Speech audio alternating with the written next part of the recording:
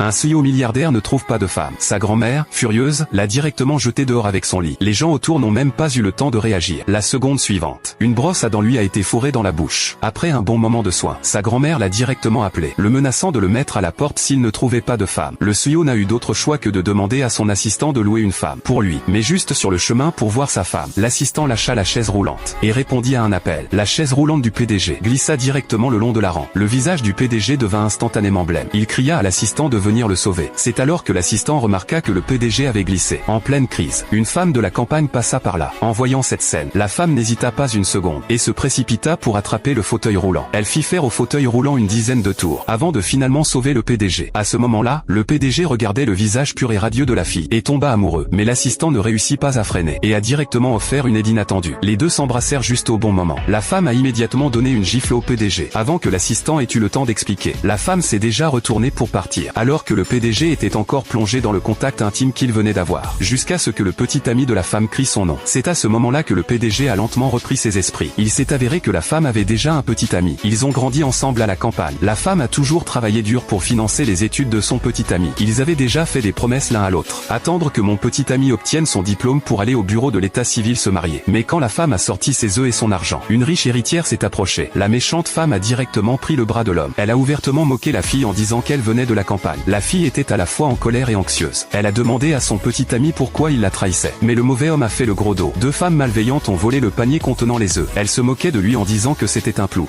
Utiliser ce genre de choses pour se ridiculiser. Les femmes veulent récupérer leurs œufs. Mais la méchante femme a intentionnellement lancé le panier haut dans les airs. À ce moment-là, bien que le petit ami pense qu'ils allaient un peu trop loin, en entendant la promesse de la méchante femme de lui donner de l'argent, il a été aveuglé par l'appât du gain. Il a immédiatement dit à la fille que c'était fini entre eux. Puis il a pris la main de la méchante femme, s'éloignant de plus en plus. Regardant les œufs cassés sur le sol, la fille a laissé couler des larmes. Le CEO a tout observé. Soudain il a pris une décision audacieuse. Alors il s'est approché de la fille et a commencé à se présenter. Je m'appelle Bézignan, j'ai 30 ans. Je suis en bonne santé physique et mentale. C'était mon premier baiser. Si ça ne te dérange pas pour ma jambe, je veux t'épouser. Les paroles du PDG ont complètement déconcerté la fille. À ce moment-là, la mère de la fille lui a envoyé un message, l'exhortant à retourner vite épouser le fils du chef du village. Après avoir réfléchi quelques secondes, elle a aussi dit au PDG, si ça ne le dérange pas qu'elle vienne de la campagne, il ne se soucie pas qu'elle ait une jambe handicapée. Elle est prête à l'épouser.